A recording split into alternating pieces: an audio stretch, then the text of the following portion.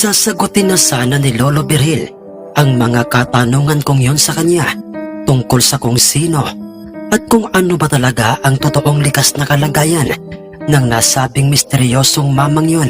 Subalit, naudlot yun dahil sa Animal Kakano, paanong nagapi ng malagintong panabong mo ang aming sinyaladong panuksukan, ha? At papaanong nga kontra at napawalang bisa ng panabong nyo ang mutyang ikinarga ni Laurel sa aming panabong? Oh shit! Imposible ito! Ngayon pa lamang ito nangyari. Ngayon pa lamang sa kauna-una ang pagkakataon. Dinig naming lahat na agresibo at pagalit na pagkakasabi ni Mang Conrado kay Itay at nagmistulan na itong asong bangaw o asong ulol kung siya'y titingnan dahil sa bumubula na at tumatalsik pa ang kanyang mga laway.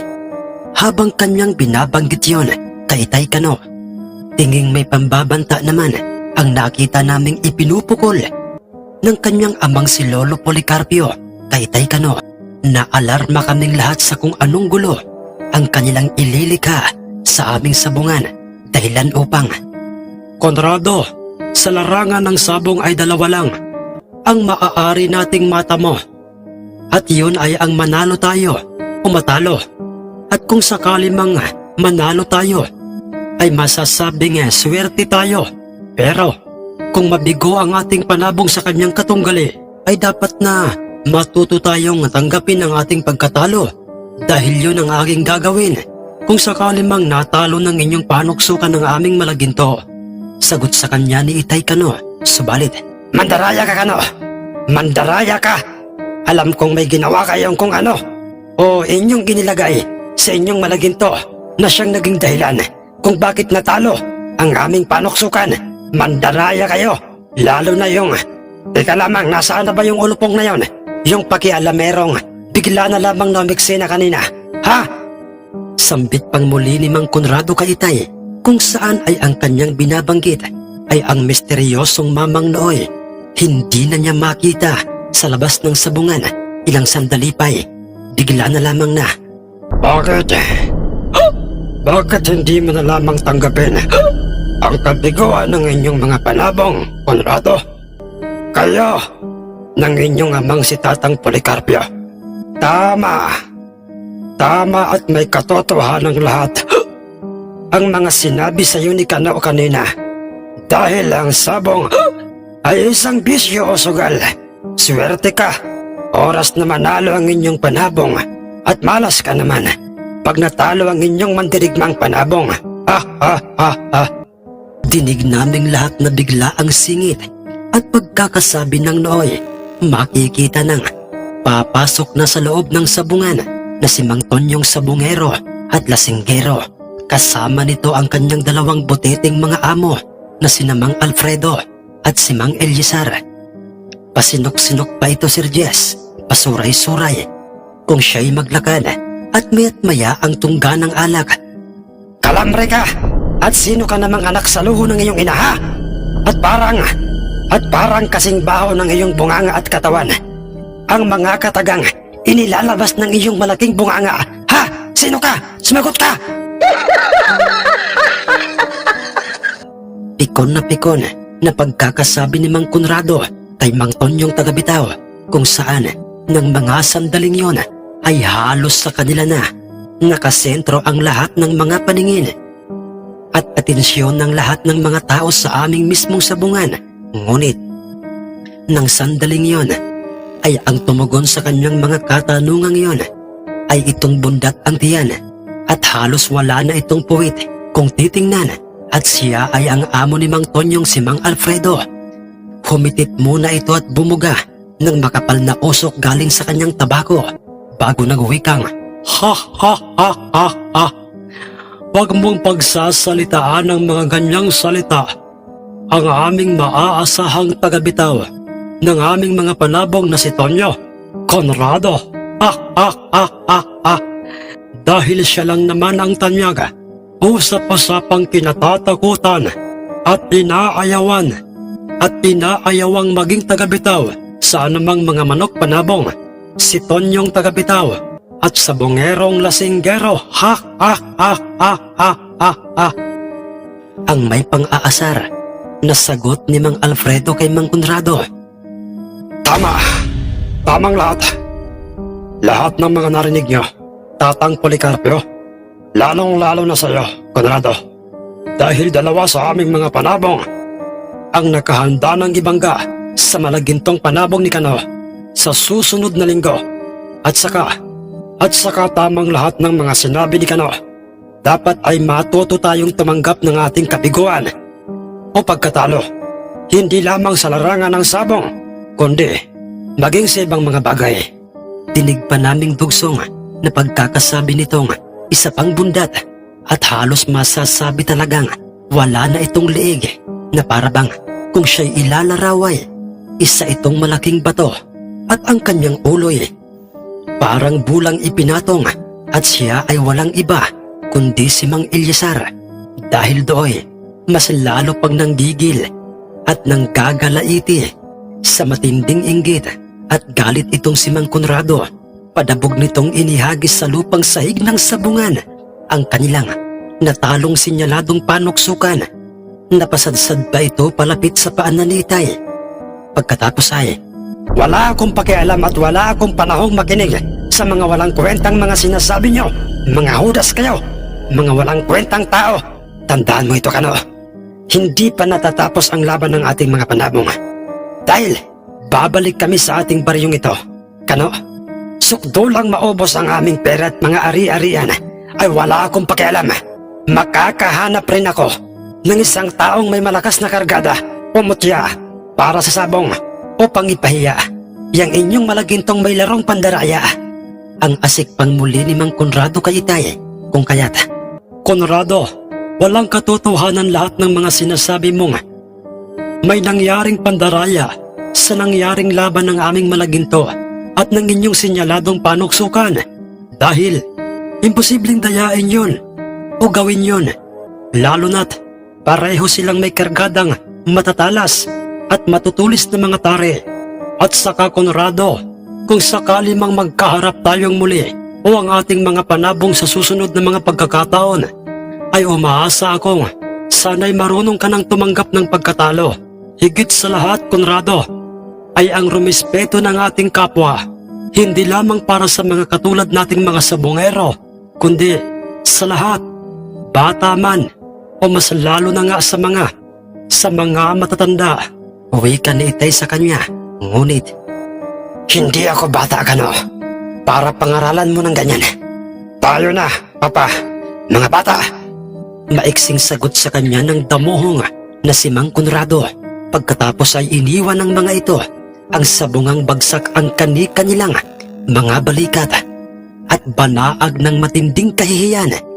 Dala ng kanilang dalawang mga bataan, ang dalawang magaang mga bayong. Kano, paano? Tuloy ba ang magiging salpukan ng aming mga panabong sa malaginto mo sa susunod na linggo? Ang tanong ni Mang Alfredo kay Itay Kano. Sumagot naman si Itay sa kanya at sinabing, Kagaya ng ipinangako ko sa inyo noon, Alfredo, Eliasar, lalong-lalo na nga sa iyo, Tonyo. Sige, tuloy na tuloy ang magaganap na salpukan ng ating mga panabong ngayong darating na linggo. Basta't isa lang muna alinman sa inyong mga panabong ang maaari niyong ibangga sa aming malaginto. Ayoko na kasing maulit pa ang nangyari kanina. Nakadalawang laban si Malaginto. sagot sa kanila ni Itay. Sumang-ayon naman sa kanya ang mga ito sa kanyang mga sinabing yon. Nirespeto nila ang gustong mangyari ni Itay. Nagpatuloy ang sabong sa aming mismong sabungan ng mismong araw na yon at dalawang bihag ang nooy masayang bitbit ng dalawa kong mga kapatid. Samantalang ako noon, Sir Jess, ay bitbit ko ng maingat ang bayong kung saan ay naroon ang aming alaga at kaibigang si Malaginto. Habang kami ay kasalukuyan ng makikitang masasayang naglalakad pauwi sa aming tahanan, tuwang-tuwa muli ang dalawang sinamang Octavo at Mang Clarito at kanila pang paulit-ulit na ibinibida sa daan ang mga kakaibang taktikang pag-atake ng aming Malaginto. Gumagalaw-galaw pa ang mga kamay ng mga ito. Nawari, pumapalo din. Tahimik lamang si Itay Ganoon din si Lolo Birhil na parabang malalim ang kanilang iniisip at natitiyak kong katulad ko'y iisa lang ang nilalaman ng aming mga isipan at yon ay ang tungkol sa misteryosong mamang yon. Pagkarating sa aming tahanay, marami-raming niyog ang aming kinayod at pinigaan ni Inay Estela upang gamiting panggata sa dalawang mga naglalakihang mga bihaga.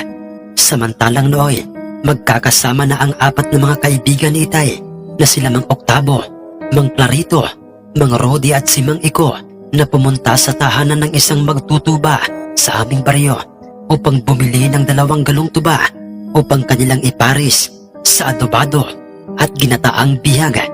Ang ibig pong sabihin, Sir Jess, ay masaya munang inadobo ni Inay ang karning bihaga gamit ang toyo at soka. Kanya yung pinatuyo, sa kanya ito binuhusan ng purong gata ng niyog, tinimplahan at pinayapot ang gata. Talaga namang napapaum kaming lahat sa bango ng naturang bihaga. At dahil nga ng mga pagkakataong yon ay kasalukuyan ng wala sa aming tahanan sila Mang Octavo, kung kaya't nabigyan ng pagkakataon itong si Itay Kano na itanong sa kanyang nooy kaharap sa aming balkonahing si Lolo Birhil ang mga katanungang, "Tatang Birhil, nahihiwagaan po talaga ako sa lalaking yon na umudyok sa aking tariang muli si Malaginto. Pakiramdam ko'y hindi po siya katulad natin." Ang nagtataka, nalilito at parabang nagdadalawang isip na pagkakabanggit ni Itay sa kaharap na si Lolo Birhil. Sinagot naman siya ni Lolo Birhil at sinabi sa kanyang, "Ha ha ha ha ha ha ha ha ha, Kano, iyo, tama ka. Tamang lahat ng mga sinabi mo at mga hinala mong yan. Ha ha ha ha ha." Ano pong ibig mong sabihin, Tatang Birhil? Ang tanong pang muli ng nooy, nagtatakang si Itay Kano. Nang una kong makita ng personal ang inyong malagintong panabong, ay otomatikong pumasok sa isip kong hindi ito ordinaryong panabong lamang, dahil hindi lamang sa siya'y tigmak o tagtad ng iba't ibang sinyal sa kanyang katawan, kundi ramdam kong isa itong inkantadong panabong, Kano. Sasabihin ko na sana sa iyo yan noon, kaya lang bigla na lamang umihip ang hanging may dalang kakaibang ginaw sa aking katawan o maging sa ating lahat. At isa lamang ang ibig ipahiwatig noon, Kano. Nasa paligid natin ang isa sa mga inkantadong alam kong kauri ng inyong inkantadong Malaginto. At ang totoo'y, alam kong aminin mo man sa akin ngayon o hindi, ay alam kong yun din ang nilalaman ng iyong isip na isang inkantado ang Malagintong nasa sa inyo ngayon. Di ba't tama ako, Kano? At ang biglaang pag-ihip ng hangin noon ay isa lamang ang ibig na ipabatid noon. Hindi yun ang tamang oras at lugar para sabihin ko sa iyo ang lahat tungkol sa inyong Malaginto. Ang dinig naming lahat na mahabang paliwanag ni Lolo Birhil kay Itay Kano, kung saan ay tumugmang lahat ang kanyang mga sinabi sa aming nasaksihan at natuklasan tungkol kay Malaginto. At dagdag pa nito'y, "Kano, napakaswerte mo dahil sa iyo napunta o sa inyo ang pag-aalaga sa kanya. Hindi rin naman nakapagtataka yon kung sa inyo napapunta si Malaginto, dahil ang inkantadong Malagintong yan ay nabibilang sa lahi ng mga mabubuting mga nilalang na katulad mo o ng inyong pamilya, ay isa rin kayong mabuting mga tao." Pero Tatang Birhil, ano po ang kinalaman ng misteryosong lalaking yon kanina sa ating sabungan, sa aming alagang si Malaginto? Ang pag-uusisa pang muli ni Itay Kano kay Lolo Birhil. "Nagpakita siya sa inyo at nagbalat kayo bilang isang taong katulad natin, dahil Dahil sa kayo o ikaw at ng iyong panabong ay nasa alanganing sitwasyon na. Kano, alam kong isang beses lamang sa loob ng isang linggo pwedeng ilaban si Malaginto. Ngunit sa bendisyon ng engkantong yon, kay Malaginto ay pinutol noon ang kasunduang yon na isang beses lamang sa loob ng isang linggo ilalaban si Malaginto, at natitiyak kong ang misteryosong lalaking yon ay isang engkantadong may kaugnayan sa inyong engkantadong panabong. Sa mga revelasyong yon ni Lolo Berhil kay Itay Kano ay doon lang kami naliwanagan tungkol sa misteryosong mamang yon nang biglang, Tama, Tatang Berhil. Bakit ngayon ko lamang napansin at naalala ang lahat? Dahil sa ang kanyang boses, ang timing at paraan ng kanyang pagsasalita, ay alam ko at natitiyak kong siya ang may-ari ng boses na bumubulong sa akin noon sa kung ano ang tamang paraan ng pag-aalaga kay Malaginto. Panaag ng matinding gulat na pagkakasabi ni Itay kay Lolo Berhil. Alam mo na ang lahat, Kano. Ihanda mo na ang sarili mo dahil marami pang mga taong mahihilig sa sabong na may mga tagang mutya sa kanilang mga katawan o sa kanilang mga panabong. Ang pipilitin nilang agawin ng pagiging tanyag mo at pagiging hari ng sabungan ng inyong Malaginto. Pero tandaan mo, Kano, hanggat nananatiling malinis at busilak ang iyong puso, ay mananatili sa iyo ang inyong alaga at kaibigang isang engkantadong Malagintong panabong. Walang sino man ang makakatalo sa kanya. Pagkatapos na sabihin yon ni Lolo Berhil kay Itay, ay biglang, Paring Kano, Tatang Berhil, pasensya na kayo. Pare, kung medyo kami ay natagalan, paano ba naman kasi naubusan pala ng tuba si Tatang Badong? Kinulit pa namin siyang akyatin ng ilang mga punong niyog para makaipon ng tuba.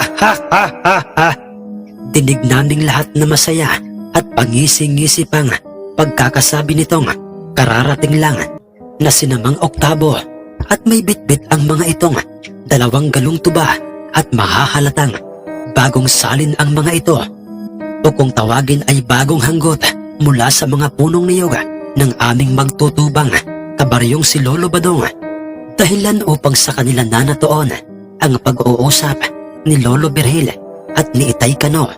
At pagkatapos ng maluto ang ginataang bihag ni Inay Estela, ay kaagad na nga siyang nagsandok ng lutong karne at kanyang inilagay sa may kalakihang mangkok. Pagkatapos ay ipinatong niya sa gitnang bahagi ng mesang kanilang pag-iinuman. Marami pa tayong pagsasaluhang tuba at mga karning bihag tuwing sasapit ng araw ng linggo, mga pare. Medyo mayabang na pagkakasabi sa kanila nitong si Mang Oktabo, dahilan upang magtawanan silang lahat, at napuno na naman ng masasayang kwentuhan ang kanilang inuman. At ang kwentuhan siyempre ay tungkol sa sabong, ang kanilang pinakang paksa hanggang sa... Nga pala, paring Kano, napadaan kami sa mismong tapat ng tahanan nila Tatang Policarpio. Balita namin, paring Kano, bukas na bukas rin ay babalik na sila pa Maynila. Uwi ka nitong si Mang Clarito kay Itay, na siya namang dagli ang pagsang-ayon ng 3 pa sa mga kaibigan ni Itay. Alam nyo, mga pare, isa lang talaga ang pangarap ko at matagal ko nang ipinagdarasal tungkol sa amin ni Conrado. At yun ay sana'y bumalik pa ang aming magandang samahan. Kasi ang totoo niyan, mga pare, higit pa sa magkaibigan ng aming turingan noon, kundi ay para na kaming magkapatid. Kaya lang, uwi ka sa kanila ni Itay. hayaan mo na si Conrado, paring Kano, dahil alam kong lahat ng sugat ay hihilom din. Maaaring hindi pa sa ngayon, pero nasisiguro kong may tamang panahon para mapag-isip-isip niyang nagkamali siya sa kanyang mga hinala tungkol sa inyo ni Tilenay. Ang payo naman ni Mang Rodi kay Itay. Sana nga, paring Rode. Sagot naman sa kanya ni Itay. Paring Kano, nakausap pala namin si Conchita kanina. Yun bang may-ari ng tindahan dito sa inyong baryo? Di ba't pinsang buo niya si Gustavo? Yung sabongerong katulad mo rin, isa ring tanyag sa kabilang probinsya at matunog ang usap-usapang may mutyang nakuha galing sa puno o bunga ng punong duldol. Bigla ang sambit naman ng aming permanenteng magtataring si Mang Iko Kaitay. Oo, paring Iko. Kilalang kilala ko siya, sa katunayan minsan ko na siyang nakita sa sabungan doon sa kabilang baryo noon. Noong mga panahong wala pa sa amin si Malaginto. At nasaksihan ko rin, paring Iko, mga pare, kung papaano kapulido, kaingat at kabilis umatake at pumalo ang kanyang mga panabong. Uwi ka sa kanila ni Itay. Siya nga paring Kano, si Gustavo. Ganto kasi yan paring Kano. Di ba mga pare? Kanina kasi ay sinabi sa amin ni Conchita nang kami ay bumili sa kanyang tindahan ng sigarilyo na nakarating na sa pandinig o kaalaman ni Gustavo ang tungkol sa inyong halagang panabong na si Malaginto. At ayon pa kay Conchita baka mga ilang araw o linggo ay papasyalan kanya dito sa inyong baryo upang itapat niya sa inyong Malaginto ang bisa ng kanyang mutyang galing sa punong duldol na kanyang ikinakarga sa kanyang mga panabong. Ang paliwanag pang muli ni Mang Iko Kaitay Kano na siya namang pagtango-tango ng tatlo pang sinamang Rudy, Mang Clarito at ang nooy lobo ang bibig at pisngi na si Mang Octavo. Kakanguya at ngata ng karning bihag, hindi na ito mahitsurahan pa at talagang ninanamnam niya ang sarap ng ginataang bihag. Walang problema sa akin yun paring Iko, pero kinakailangan muna nating pagbigyan ng kahilingan nitong sila Tonyong Tagabitaw at Lasinggero at ang mga tig-isang panabong nila Eliazar at Alfredo. Sagot sa kanila ni Itay Kano. Paring Kano, hindi ba't isa lamang mag-uuling ng kahoy noon? Iyang nagngangalang si Gustavo. At ang usap-usapan kung papaano siya nakakuha ng mutya galing sa punong duldol o sa mismong bulak ng bunga ng duldol ay noong minsang kasagsagan ng bagyo sa kanilang probinsya noon. At nagkataon daw na pinilit nitong si Gustavong katungan ang kanyang mga inipong ulingin upang maibenta kagad dahil sa nooy isang kahig isang tuka lamang itong si Gustavo na katulad natin. Wika naman ni Mang Conrado sa harapan ng kanilang pinag-iinuman. Oo, paring Octavo, tama ka riyan. At nagkataon raw na malapit sa katawan ng malaking punong duldol na nooy maraming mga bunga ang nasabing punong yon ang pinapwepestuhan ng kanyang ulingin. Kalakasan ng ulan at ihip ng hangin noon at halos raw ay mamatay ang sindi o apoy ng kanyang inuuling nang bigla na lamang raw na hinampas ng malakas na ihip ng umaalborotong hangin ang katawan ng punong duldol. Dahilan upang maglaglagan ang mga dahon noon, mga bunga at nabali ang ilang mga sanga. Nagtalsika naman ang mga bunga noon sa paligid ng kanyang pinag-uulingan at yung iba'y nakita pa niyang tumalsik papuntang rumaragas ang ilog kung saan ay malapit lang din sa ilog ang kanyang ulingan. Bukod doy, nakita rin niya ayon sa usap-usapan ang mga kumalat na mga bulak na siyang ginagawang unan galing sa mga nabiak na mga bunga ng punong duldol. Ang sagot ni Itay Kano patungkol sa usap-usapang pinagmulan ng mutya ng nooy, isa ring tamyaga na sabongero at magtataring si Mang Gustavo. At aksidente niyang nakita ang isang pirasong bunga ng punong duldol sa ilog na malapit sa kanyang pinag-uulingan pagkalipas ng bagyo. Sa rumaragas ang ilog kung saan ay nakita niyang pilit na lumalaban sa matinding pagragasa o pag-agos ng tubig sa ilog ang isang bunga ng punong duldol. Hindi ito natatangay ng tubig sa ilog. Mabilis yung kinuha ni Gustavo at ang bulak noon ang kanyang ginawang mutya. Ang dugsong na manguwika ni Lolo Birhil dahilan upang Tatang Birhil, ano po kanyang bisa noon Sa oras na yun ay ikarga niya. Kasi po ay hindi ko pa siya nakikita ng personal kung papaano pumalo ang kanyang mga panabong. Ang tanong naman ng aming magtataring si Mang Iko tungkol sa kanyang kapwa magtatari at sa bungerong tanyag na si Mang Gustavo. Hindi naman siya binigo ni Lolo Virgil dahil kung gaano kagaan ang bulak galing sa bunga ng punong duldol na siyang ginagawang unan ay ganoon din kagaan. Napakagaan ng kanyang paang may kargang tari at walang kahirap-hirap na itong ibinabaon sa katawan ng kanyang makakatunggaling panabong. Ganoon ang bisa sa kanyang mga panabong na kanyang kinakargahan ng kanyang mutya. Ha ha ha ha ha! Tatang Virgil, sa tingin niyo po kaya'y meron kayang ibubuga ang mutya ni Gustavo o ang kanyang panabong sa ating malaginto?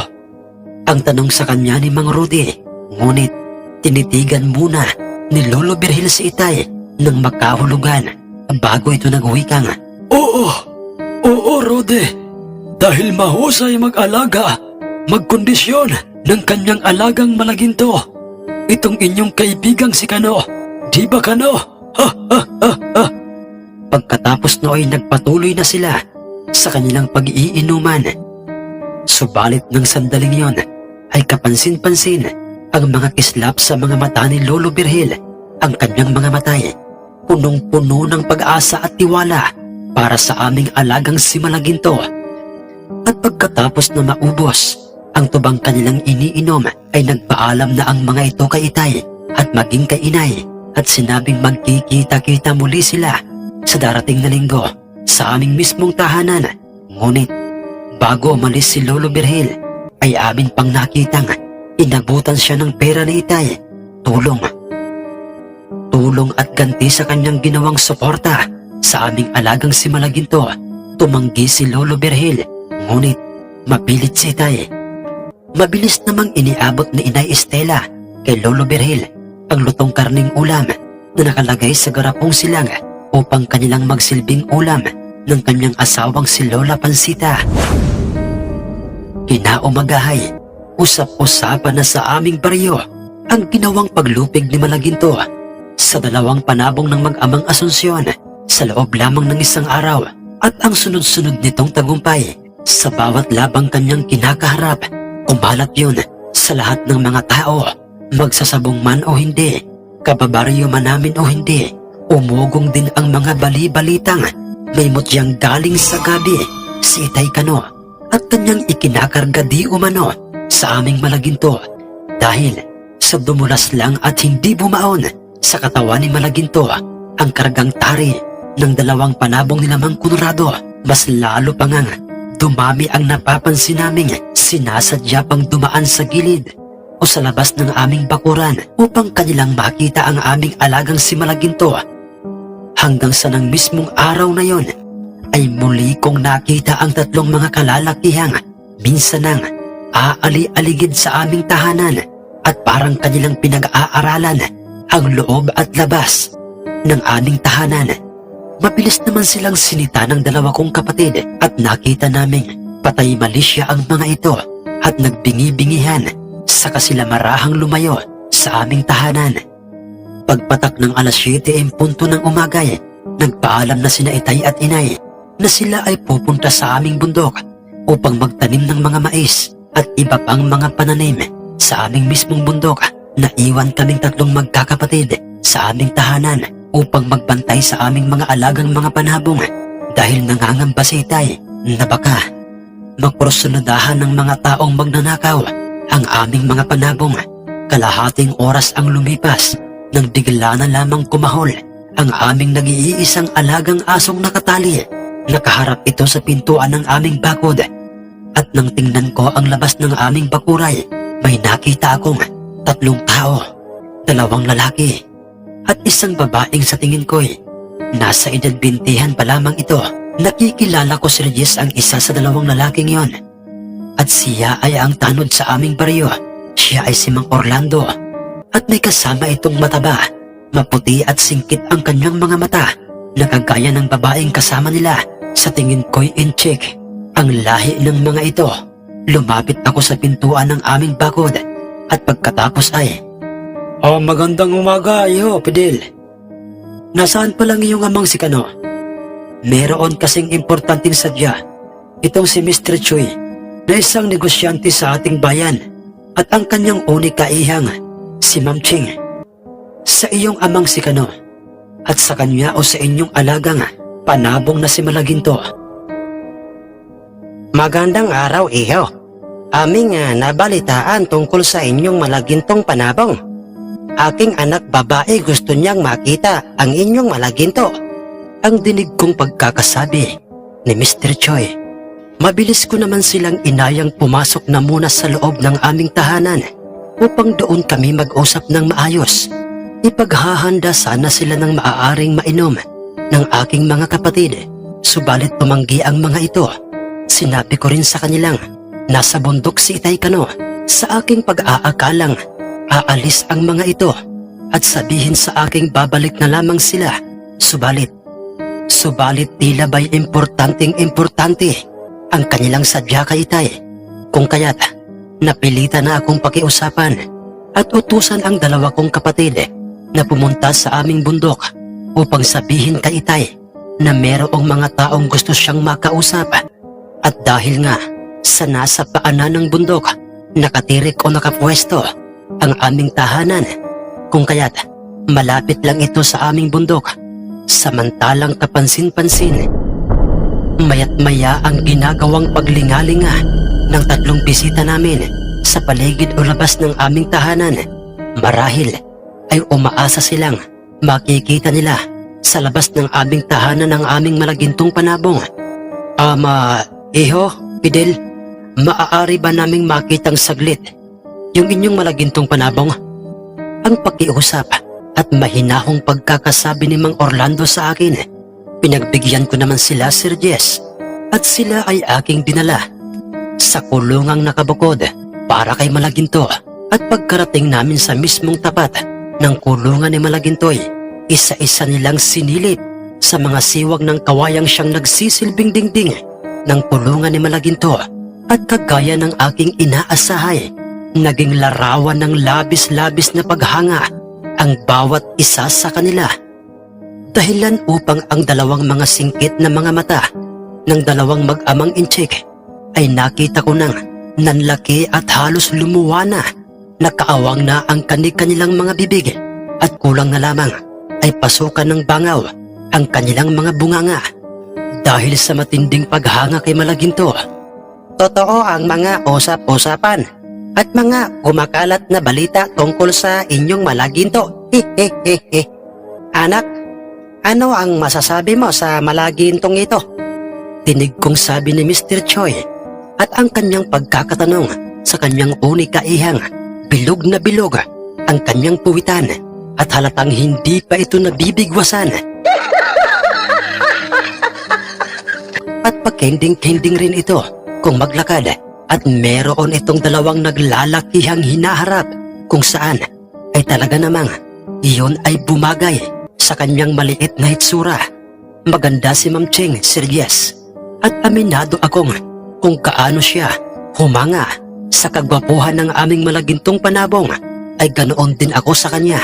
At sana ako na lamang si Malaginto. Hindi rin nagtagal ay nakita na nga naming nagmamadali nang naglalakad sina Itay kasama si Inay at ang aking dalawang mga kapatid palapit sa aming bahay. May buhat-buhat pang tig-isang buwig na saging na saba ang aking dalawang kapatid na sila Ramon at Manuel. At si Inay at Itay na may dalang mga mais at nakalagay sa loob ng bayong. Banaag kay Itay at maging kay Inay ang matinding pagtataka sa kung anong sadya ng isang kilalang mayamang inchik at negosyanteng si Mr. Choi sa aming tahanan. Pagkatapos na magpalit ni Itay ng kasuotang pangbahay ay hinarap niya ang mga ito sa aming salas at kinausap. Hindi na rin nag-abala pa si Inay o maging kaming lahat na sila'y aming ipaghanda ng merienda dahil sa tumanggi ang mga ito. Magandang araw po sa inyo, Mr. Choi, Orlando. Ano po bang mahalagang pakay niyo at kayo po ay napadalaw dito sa aming tahanan. Ang dinig naming magalang na pagkakatanong ni Itay Kano sa kanila, lalong-lalo na nga kay Mr. Choi. Magandang araw din sa inyo, Kano. Ako hindi na paligoy-ligoy pa. Gusto namin ng inyong malaginto, lalo na ng aking anak na si Cheng. Uwi ka ni Mr. Choi kay Itay habang sila ay makikitang nakaupo sa mga upuang gawa sa kawayan, dahilan upang hindi ko po kayo maintindihan, Mr. Choi. Ano po bang ibig niyong sabihin? Ang nagtatakang tanong ni Itay sa kanya at aming nakitang meron itong dinukot sa kanyang mamahaling pantalon o sa kanyang mismong bulsa. Pagkatapos ay meron itong inilabas doon na isang malinis at medyo pahabang puting papel. Isa pala itong cheque. Kano, tanggapin mo itong pera. Malaki-laking halaga ito. Nais ng anak kong bilhin ang inyong malagintong panabong sa malaking halaga. Uwi ka pang muli ni Mr. Choi kay Itay. Samantalang kaming lahat noon ay kampante lang. Alam naming hinding-hindi kayang tuksohin si Itay Kano ng malaking halaga ng perang kanyang iniaalok kay Itay Kano. Nakita naming napakamot ng ulo itong si Itay Kano, sabay wikang, Pasensya na po kayo, Mr. Choi. Dahil sa hinding-hindi ko po kailanman ibibinta ang aming alagang panabong, lalong-lalo na nga si Malaginto. At kung inyo pong itatanong kung bakit ay dahil po sa hindi lamang isang panabong ang tingin namin sa kanya, kundi isa na rin kaibigan. Sobrang napakahalaga po para sa amin si Malaginto. Pasensya na po, Mr. Choi. naging banaag ng labis-labis na pagkadismaya ang tatlo sa narinig nila kay Itay. Ngunit, Kano, gagawin ko triple o kahit magkano ang perang ibabayad ko kapalit ng inyong malaginto. Mapagbigyan ko lang ang gusto nitong aking anak. Dahil Kano, ang totoo nang malaman ng anak ko ang tungkol sa inyong malaginto ay napilitan pa itong umuwi dito sa ating probinsya galing China. Kaya naman wag mo naman sana akong biguin, Kano. Isa ka ring magulang at alam kong alam mo ang pakiramdam kapag ka hindi natin naibigay sa ating mga anak ang kanilang mga gusto. dagdag panguwi kang muli ni Mr. Choi kay Itay Kano, kung saan ay makikitang nakakunot na ang makinis na noo ng dalagang si Miss Ching. Kanoon pa may, Mr. Choi, may nais lamang po sana akong sabihin sa inyo. Totoo pong lahat ang mga sinabi niyong yan tungkol sa ating mga anak. Pero, hindi po sa lahat ng pagkakataon ay ibibigay natin sa kanila ang lahat ng kanilang gusto. Dahil po sa meron talagang mga bagay na hindi pwedeng mapa sa kanila at hindi po kayang bilhin ng ating mga pera.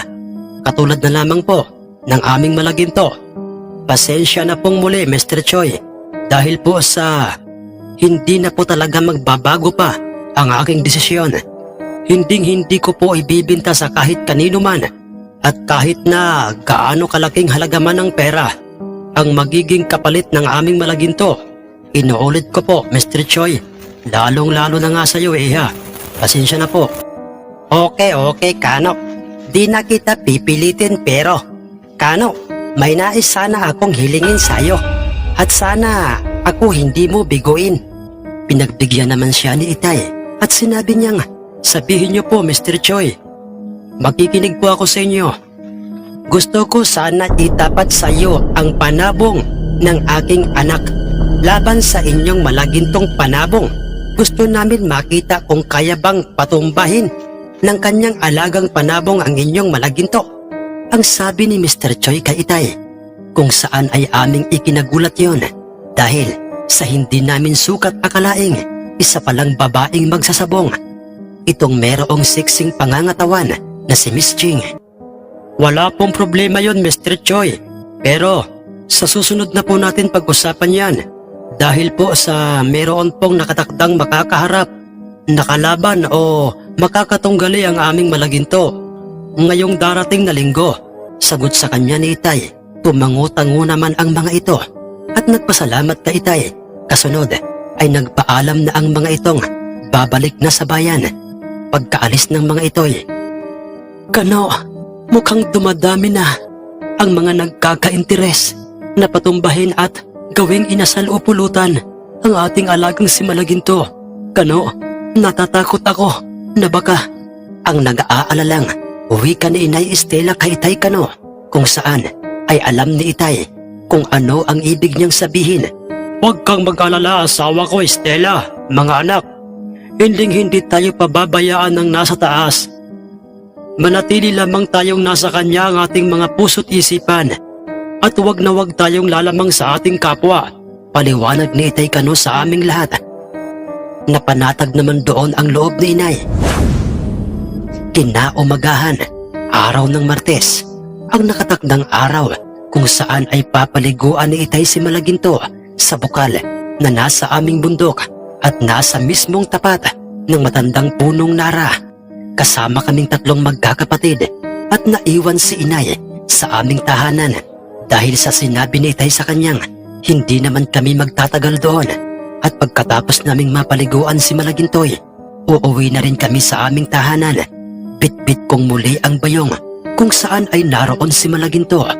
Sa daan pa lamang papuntang bundok ay may napapansin kaming lahat dahil sa ramdam naming parabang may mga matang nakatitig sa amin at nagmumula ang mga yon sa aming likuran, sinabayan pa ng mga kaluskos at mga tunog na parang nagmumula sa mga naapakang mga tuyong dahon at mga nabaling mga tuyong kahoy, at parang nagmumula yon sa gilid ng daang nasa aming parting hulihan.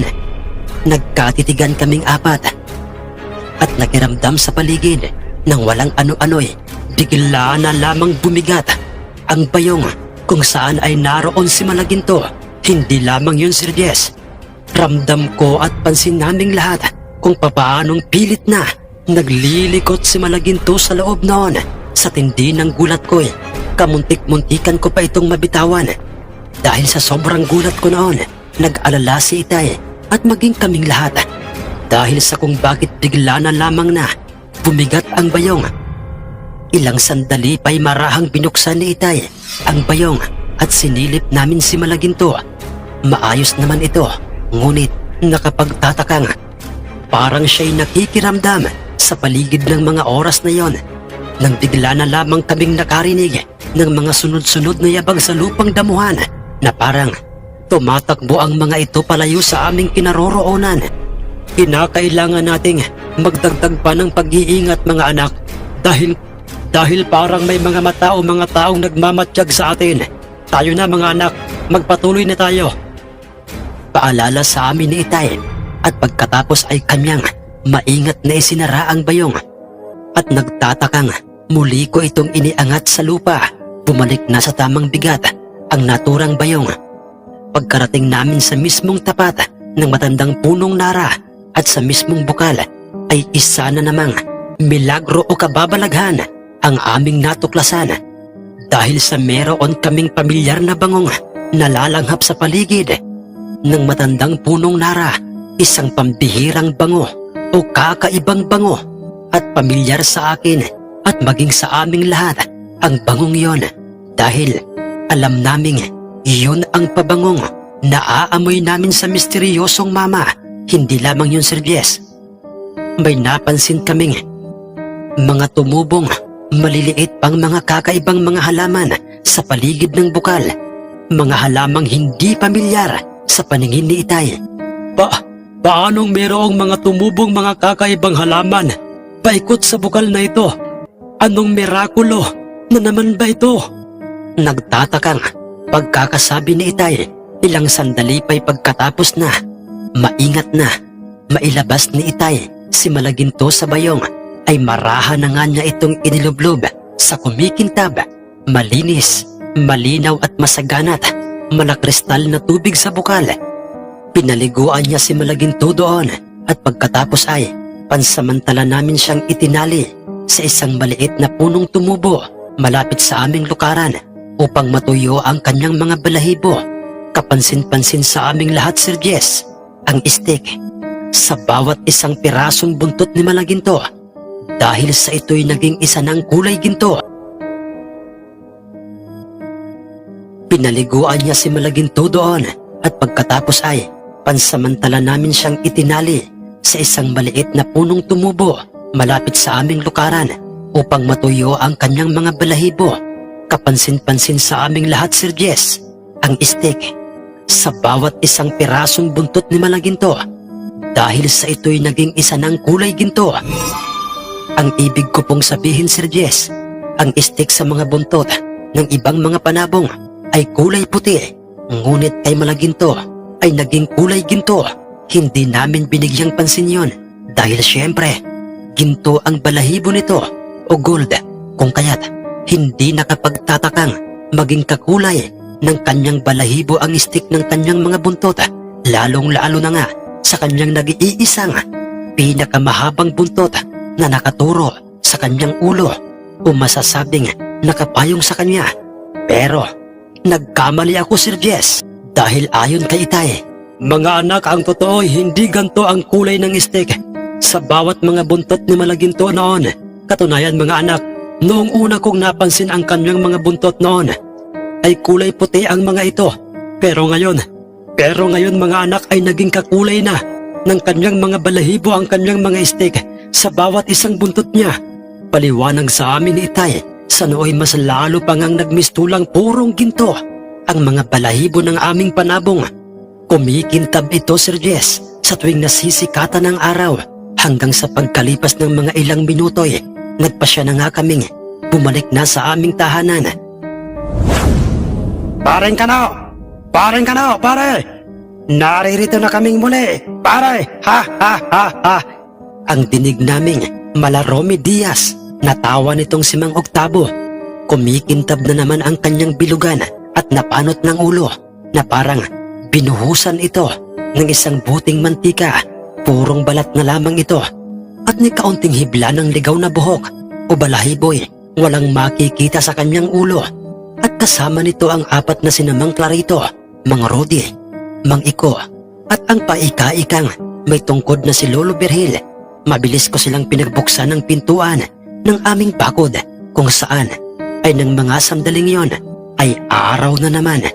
Araw ng linggo, ang araw na muling may magaganap na sultada o sabong sa aming mismong baryo at ang araw ng pagtutuos ng panabong ni Mang Tonyo at ng aming panabong na si Malaginto.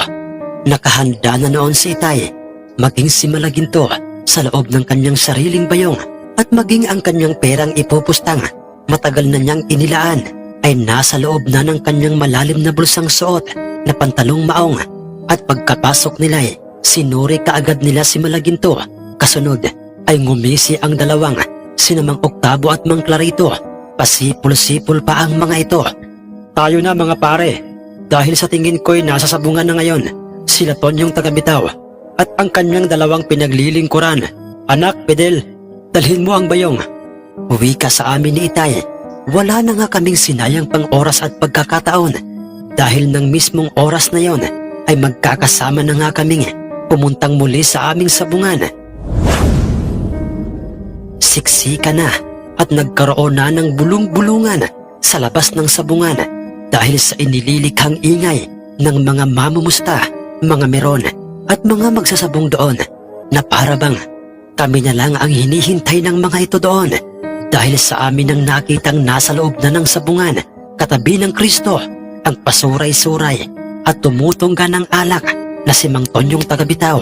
Akala ko noon, Sir Jess, ay isa itong magtatari, itong si Mang Tonyo. Mali pala ako, Sir Jess, dahil isa pala itong sikat at kinatatakutang tagabitaw sa aming probinsya noon. Nasa kanyang tabi ang dalawang bundat na si Mang Alfredo at si Mang Eliazar, kung saan ay nakaagaw ng pansin sa aming lahat ang hawak ni Mang Alfredo ang isang manok panabong. Isa itong panabong na sa pagkakaalam ko'y isang banugon. Kakaiba ang kulay ng balahibo nito, buhay na buhay at nagtataglay ito ng agresibo at nakakatakot na hitsura at himas-himas ito ni Mang Alfredo. Isa palang banugon, pare. ang panabong na kanilang gustong ibangga kay Malaginto. Ha ha ha ha ha ha. Ang dinig naming wika nitong kalbong si Mang Oktabo. Tama ka pare. Tama ka riyan paring Oktabo. Banugon ang tawag dyan sa Visayas. At ang iba naman bangkas yata ang tawag dyan. Sagot sa kanya ni Itay. At nang makita o mapansin ng sentensyador ng sabungan si Itay, ay tinawag kaagad sila nito at pinapasok silang dalawa ng aming magtataring, si Mang Iko, sa loob ng sabungan. Nagkagulo at nagsigawan na ang lahat ng mga tao sa labas ng sabungan. Mga taong alam naming nagmula pa sa ibang lugar. Ang ilan sa kanila, masaksihan lamang nila kung papaanong makipagbakbakan ang hari ng sabungang si Malaginto, lalo na nang makita nilang papasok na sa loob ng sabungan si Itay Kano, dala ang bayong o si Malaginto at ang magtataring si Mang Iko. Nagbatian muna sila ni Mang Tonyo bago sinabi sa kanila ng sentensyador ng sabungang tarian na nga nila ang kani-kanilang mga dalang panabong at doon namin napagtantong ito palang si Mang Ilyasara ay isa palang magtatari. Dahil sa aming nakitang lahat na siya ang nagkabit ng tari sa paanan ng kanilang banugon, habang iyon ay maingat na hawak ni Mang Alfredo. Kalmadong kalmado namang ikinakarga ni Mang Iko ang matulis at matalim na tari sa paanan ni Malaginto. Ilang sandali pa'y nagwika ang sentensyador ng sabungan ng, Kung sino pa sa inyo ang may gustong pumusta, sabihin nyo na kaagad. At kung wala na ano pa ang ating hinihintay? Umpisahan na natin ang salpukan ng dalawang mga mandirigbang panabong.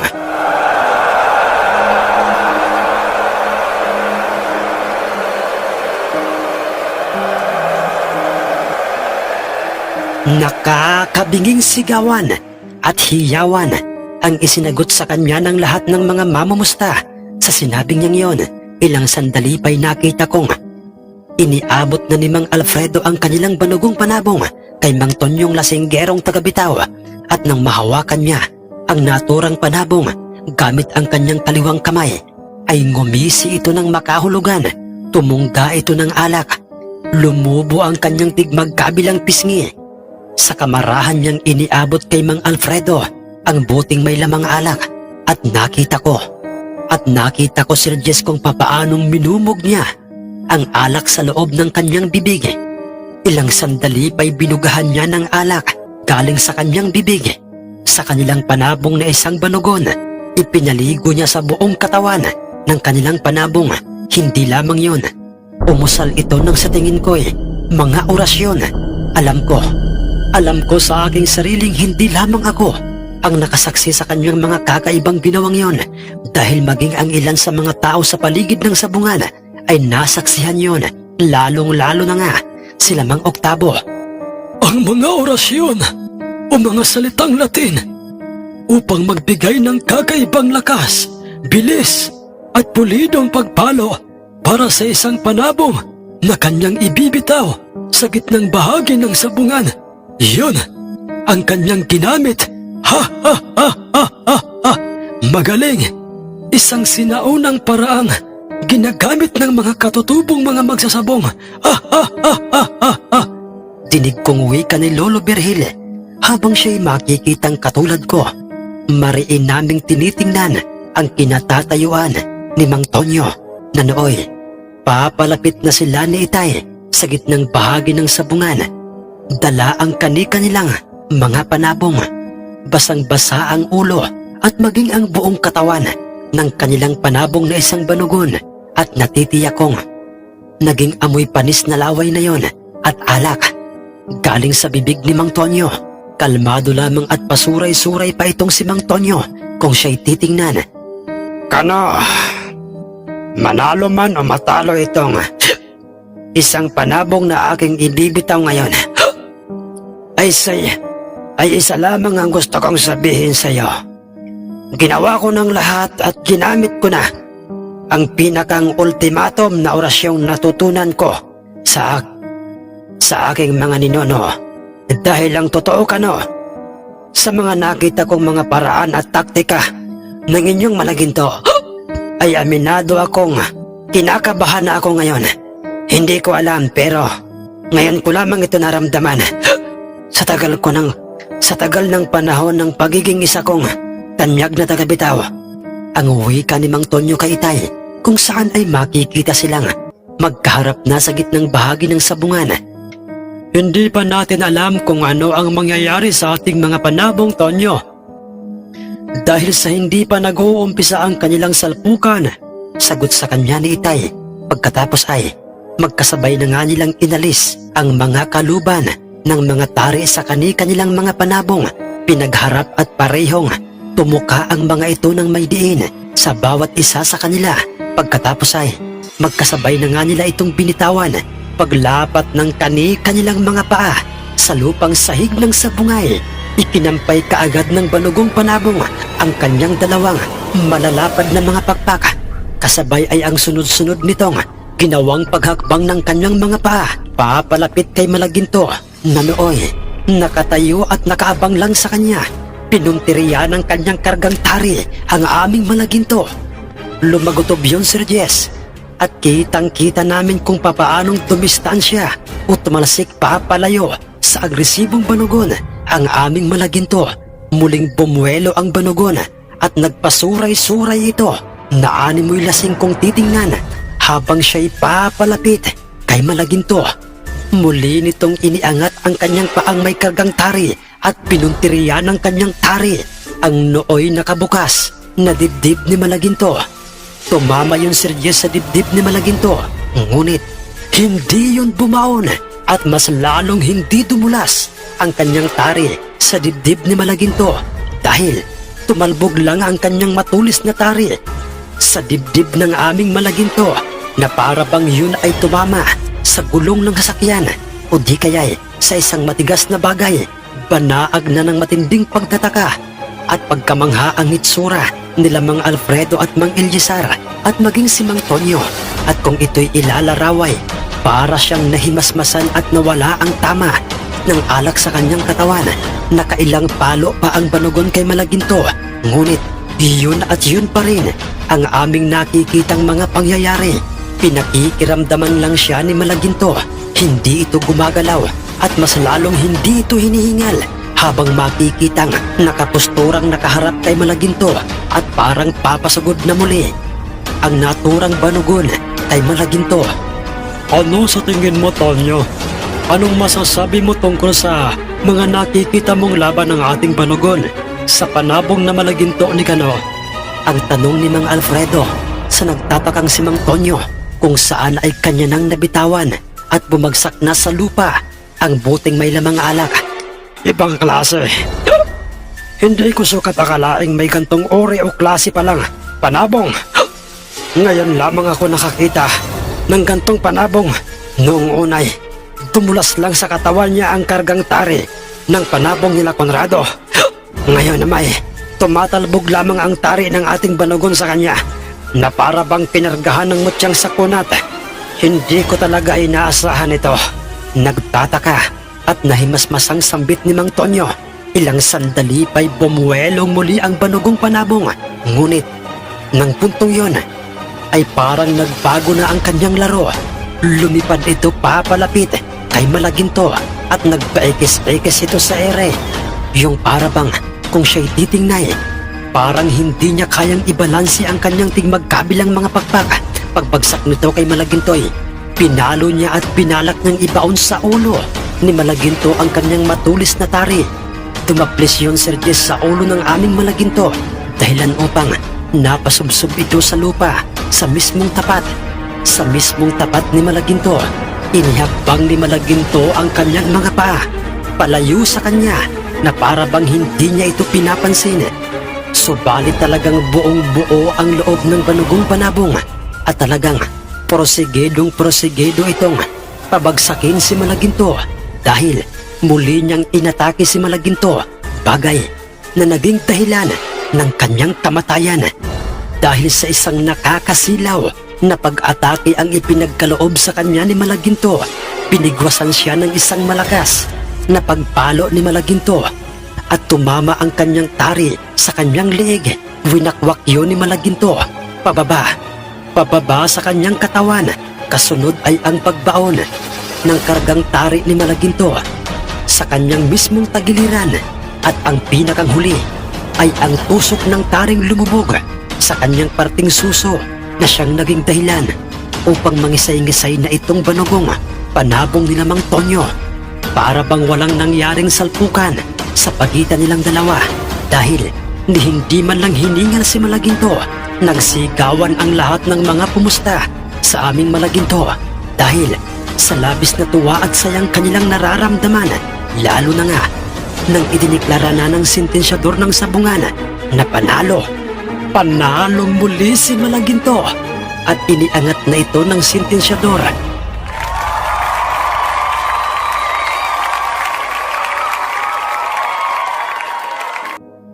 Nagmistula namang sagmawan ang bibig ni Mang Oktabo dahil sa kanilang ginagawang mayat mayang pagbanggit sa pangalan ni Malaginto.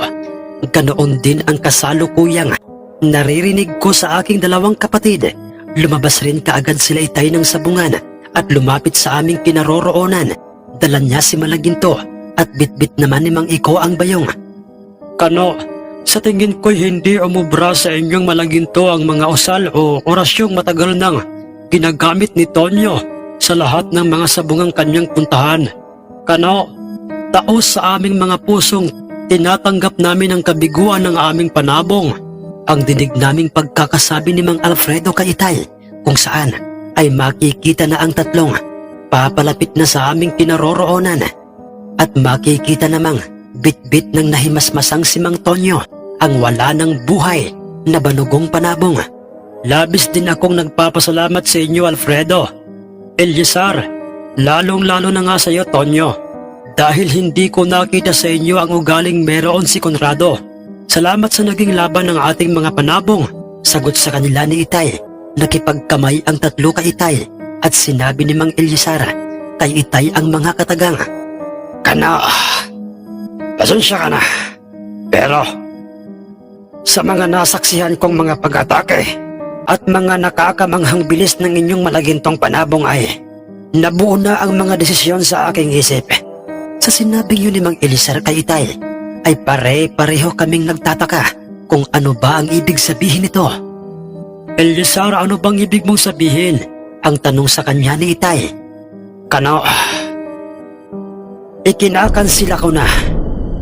Ang dapat sanay magiging banggaan ng aking panabong na isang hiraw laban sa inyong Malagintong panabong dahil sa ako'y nag-aalala na baka magataan lang din sa kawali ang panabong kong iyon at gawin yung pulutan sa inuman. Ang medyo pabirong pagkakasabi ni Mang Eliasar kay Itay. Ngunit, mawalang galang na sa inyong usapan, Kano, Eliasar. Eliasar, may nais sanang sabihin sa inyo si Mang Gustavo. Ang singit na pagkakasabi ng sentensyador ng sabungan kung saan ang mga pagkakataong yun ay naroon ito sa aming kinaroroonan at nakikisiksikan sa mga taong nasa aming paligid. At sa kanyang likuray, nakita namin ang isang mamang may malinis at maputing kasuotan. Merong hitsurang, hindi naman kagwapuhan, medyo maitim, matangkad at may nakakaagaw pansing. Suot niya isang gintong kwintas. At siya ay si Mang Gustavo, ang isa pang tanyag na sabongero at magtatari ng mga panahong yun. Higit sa lahat, ay may tangang mutyang galing sa bunga ng punong duldul. Magandang araw sa inyo, Eliasar. Ang isang sabongerong negosyante, Alfredo. Ang isa namang sabongerong may malawak na pag-aaring lupain dito sa probinsyang ito. Tonyo, ang isang tanyag na kinatatakutang tagabitaw ng mga manok panabong at merong mga orasyong nalalaman upang magkabisa at magkaroon ng kakaibang bagsik, bangis, bilis at lakas sa bawat manok panabong na iyong ibibitaw sa bawat sabungang iyong puntahan at hindi na mabilang pa sa iyong mga daliri ang mga manok panabong na iyong naipanalo. Higit sa lahat, lalong-lalo na nga sa iyo, Terso de la Reba alias Kano, Magandang araw sa iyo, Kano. Ang isang taong kasalukuyang namamayagpag ang kanyang pangalan, usap-usapan sa lahat ng mga bayan hindi lamang dito sa probinsyang ito. Ha ha ha ha ha ha. Ang taong hindi ko alam kung anong meron nga bang mutyang ikinakarga sa kanyang malagintong panabong o baka naman ay may kakaiba sa inyong panabong na yan. Well, ha ha ha ha. Maiba ako, Eliezar. Di ba't hindi mo pa naibabangga sa malaginto ni Kano ang iyong panabong na isang hiraw?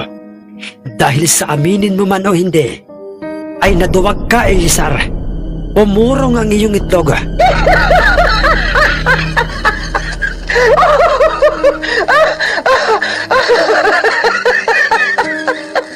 Di ba tama ako? Ha ha ha ha ha. Tumahimik ang lahat ng mga tao sa paligid ng mga oras na yon habang binabanggit ang mga katagang yon ni Mang Gustavo. Meron itong dalawang mga kasamang alalay at natitiyak kong mga kamag-anak niya o mga kapatid ang mga ito dahil sa halos masasabi talagang iisa lang ang hulma ng kanilang mga hitsura at ang isa sa kanyang mga kasama ay may bitbit na isang bayong. Teka lamang, ano bang gusto mong ipahiwati, Gustavo? Bakit hindi mo na kami diretsuhin pa? At huwag ka nang magpaligoy-ligoy pa, tanong sa kanya ni Mang Eliezar. Alam kong isang beses lamang sa loob ng isang linggo pwedeng ilaban si Malaginto, Kano? At bala ko sanang sa iyo, sa Malagintong panabong mong yan, nakasalukuyang hawak mo ngayon, ibabangga at upang masubukan na rin itong aking dalang kasilihing panabong na nasa loob ng aming dalang bayong. Pero katatapos lang makipagbakbakan ng inyong malagintong panabong na yan, di ba? At yon ay nire-respeto ko. Ngayon, Eliezar, yang iyong dalang panabong ang gusto kong makabangga ng aming kasilihing panabong ngayong mismong araw na ito. Total maaga pa naman. Di ba, Eliezar? Tonyo? Ang may angas na pagkakasabi nito at hamon kay Mang Eliezar at kay Mang Tonyong taga-Bitaw. Dahil doon ay nagkatitigan ang dalawang si Mang Tonyo at si Mang Eliezar na parabang nag-uusap ang kanilang mga mata. Tumango si Mang Tonyo kay Mang Eliezar bilang pagsang-ayon sa gustong mangyari ni Mang Gustavo. Habang ito'y makikitang pinapaypayan ng isa sa kanyang kasama gamit ang medyo malapad at malaking pamaypay. Dahil sa ikaw ay isang tanyag at iginagalang at hinahangaan ng ilan sa mga taong naririto ngayon, Gustavo, sige, tinatanggap namin ang hamon mong yan, sagot sa kanya ni Mang Eliezar. Kung ganoon, ano pang hinihintay natin? Tayo na sa loob ng sabungan. At teka lang, Kano, tawag niya kay Itay na siya namang, ano yun, Gustavo? Ha ha ha ha ha ha. Manood ka, Kano. Manood ka mamaya. At huwag muna kayong umuwi. Pakiusap. Dahil gusto kong mapanood mo kung gaano kabilis matapos ang salpukan ngayong araw na ito. Ha ha ha ha ha ha ha. May paniniguradong sabi niya kay Itay. Sa sinabi niyang yon ay halatang hindi yun nagustuhan ni Mang Tonyo. Hindi na ito nakapagpigil pa ng kanyang sarili kung kaya't, Gustavo, huwag mong maliitin ang kakayahan ko pagdating sa usapang sabong dahil baka hindi mo rin magustuhan ang mga katagang sasabihin ko sa iyo ngayon. Asar niyang sabi sa kanya. At ano naman yon, ha, Tonyo? Iritadong pagkakasabi rin sa kanya ni Mang Gustavo, samantalang kaming lahat noon ay nakikinig lang sa palitan ng kanilang mga batuhan ng mga salita, maging ang lahat ng mga tao sa sabungang yon. Gustavo, habang maaga pa sinasabi ko na sa iyong, umatras ka na at huwag mo nang subukang ibangga pa sa hari ng sabungang si Malaginto.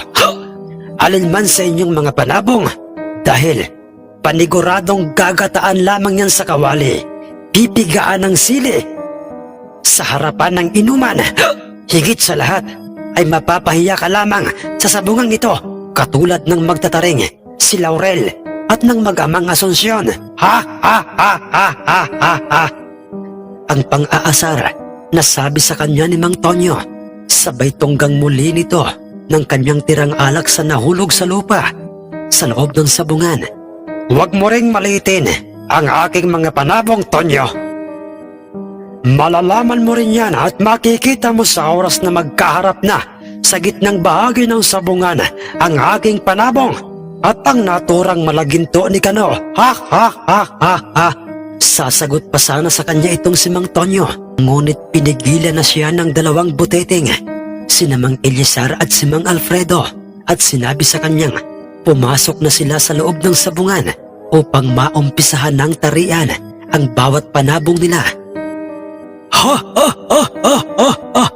Hindi ko akalaing katulad ng ibang mga taong biniyayaan ng mutyang galing sa kalikasan ay naging isa ring mapagmataas itong si Gustavo.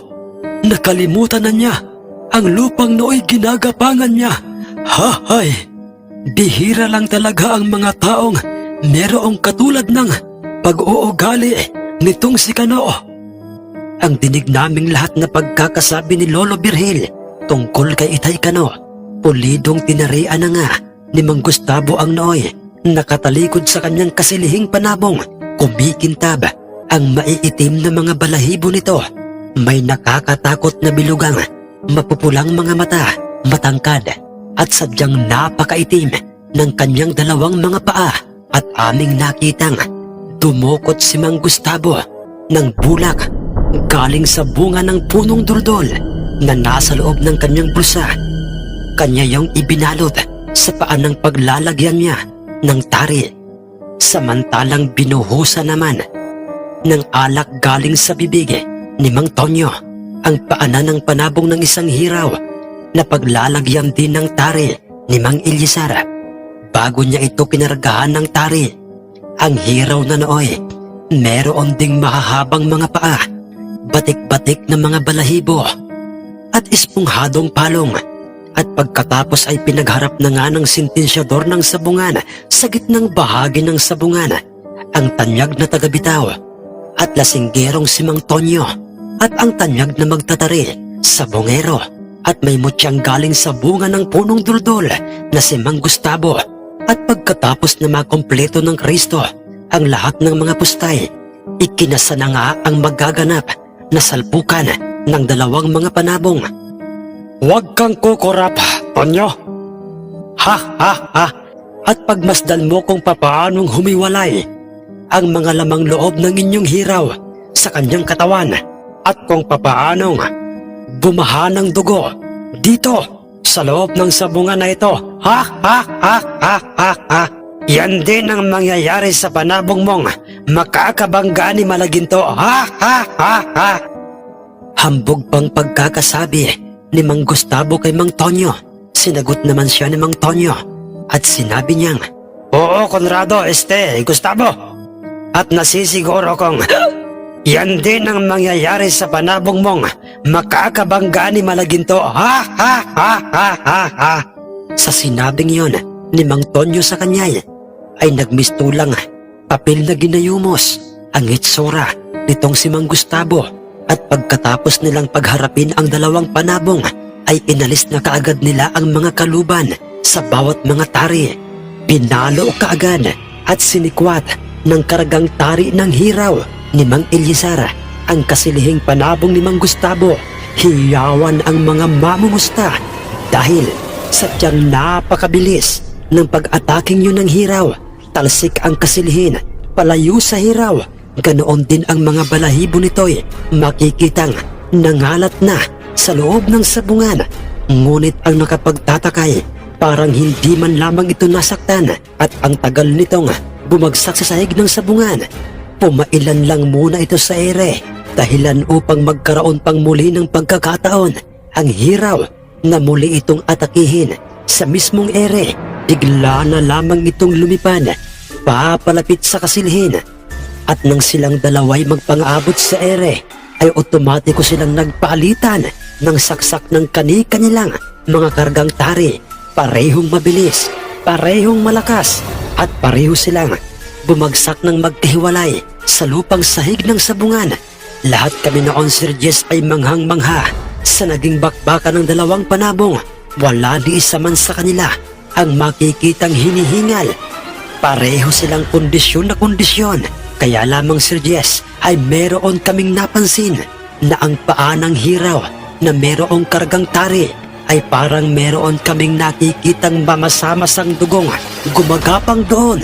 Basa na rin ang tari ng kasilihing panabong at meron pang nakadikit doon na isang balahibong galing sa hiraw. May tama ng tari ang hiraw ni Lamang Ilyasar, ngunit hindi namin alam kung saan parte ba ng kanyang katawan nagkaroon siya ng tama. Ganoon pa may, kalmado pa rin itong makikitang nakapusturang parang papasugod sa kasilihing panabong. Ganoon din ang kasilihing panabong sa kanya. Ilang sandali pa'y muli nilang magkasabay na inatake ang isa't isa. Paglapat ng kani-kanilang katawan ay binigwasan nila at pilit na isinasalba sa bawat talim ng kanilang mga kargang tari ang kanilang mga buhay. Napakagaan ng paang may kargang tari ng kasilihing panabong. At dahil sa kitang-kita naming lahat kung papaano nito pasimpleng itinutusok sa katawan ng hiraw ang kanyang tari. Samantalang ang hiraw noon, Sir Jess, ang bawat pag-atake at pagpalo niya ay nauuwi lamang sa wala dahil sa balahibo lamang ng kasilihing panabong ang tinatagpas ng kanyang kargang tari.